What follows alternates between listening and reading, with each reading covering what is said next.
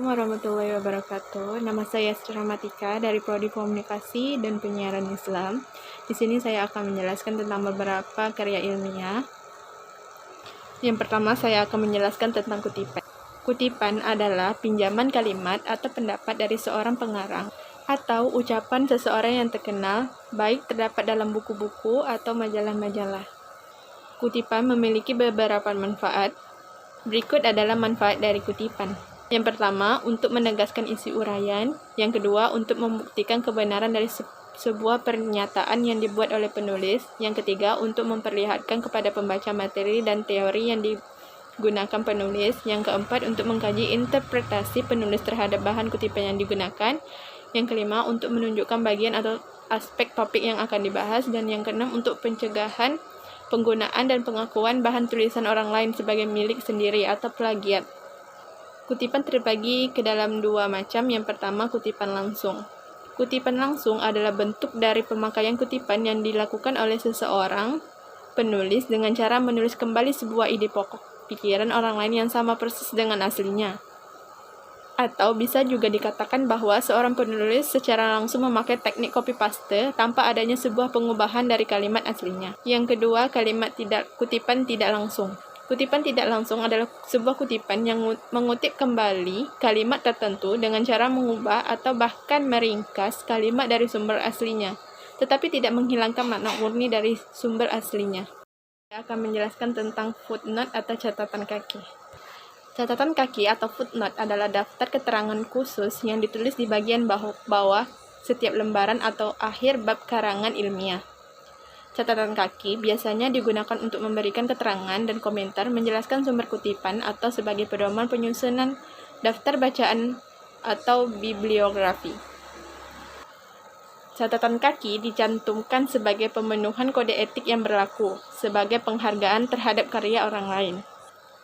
Dari catatan kaki, yang pertama pembuktian, yaitu menunjukkan tempat atau sumber bahwa yang disebutkan pada tulisan telah dibuktikan oleh orang lain. Yang kedua, memberi apresiasi, yaitu penghargaan, rasa terima kasih kepada orang yang telah dikutipnya. Yang ketiga, menyampaikan keterangan tambahan, yaitu memperkuat uraian di luar persoalan dalam teks. Yang keempat, merujuk bagian dalam tulisan, yaitu referensi, melihat bagian lain dalam tulisannya, biasanya dengan singkatan-singkatan tertentu. Tujuan penulisan catatan kaki. Yang pertama, menunjukkan dasar alasan dan dalil pembuktian dari mana argumen dalam karya ilmiah tersebut disusun.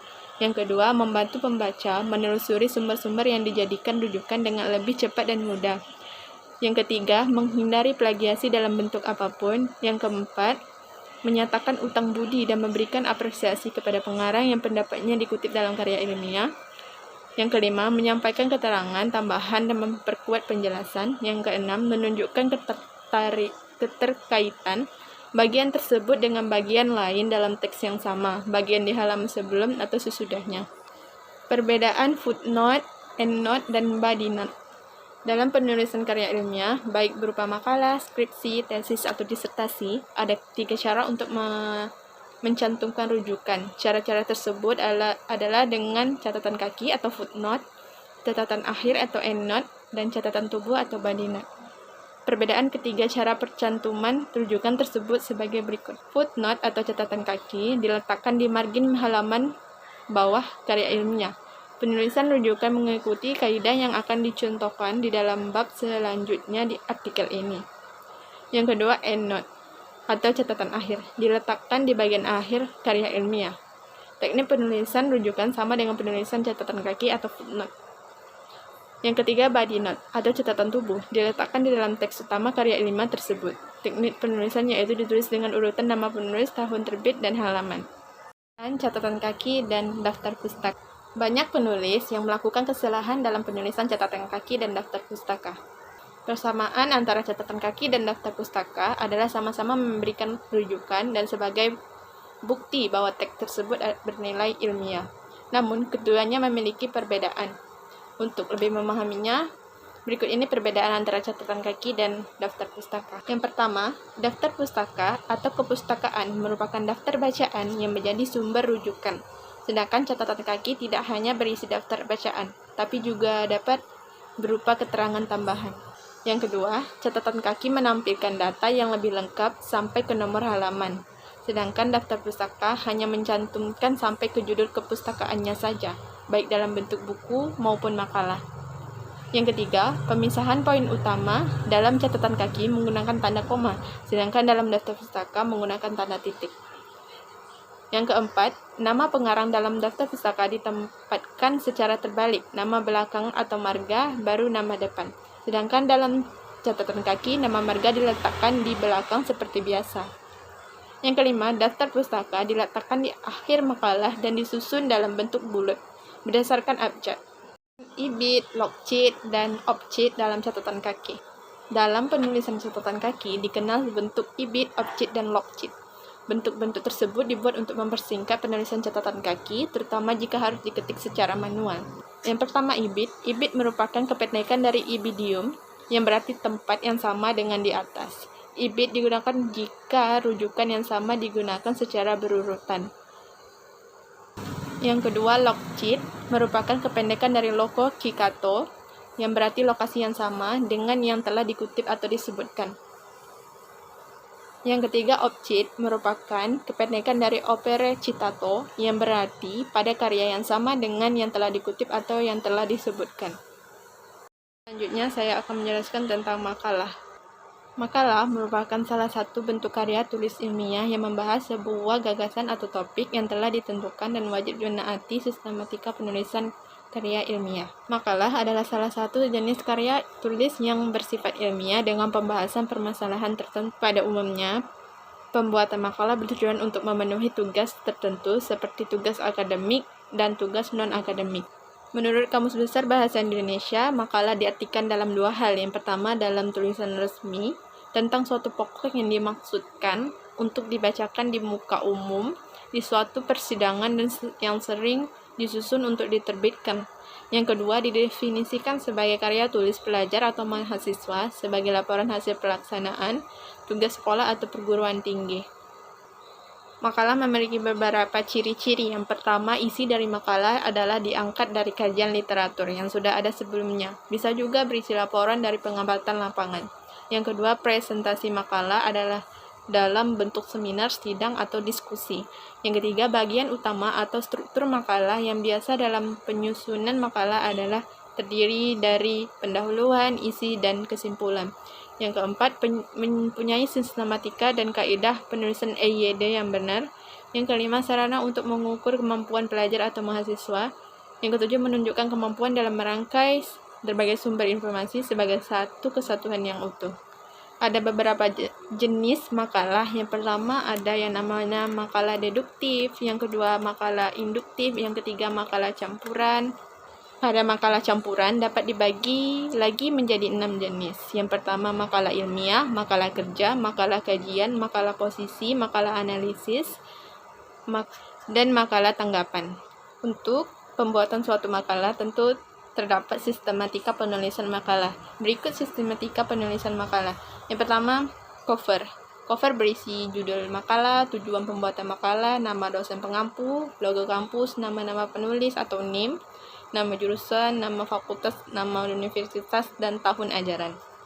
Yang kedua, kata pengantar. Yang ketiga, daftar isi. Yang keempat, daftar gambar jika ada. Dan yang kelima, daftar tabel juga jika ada.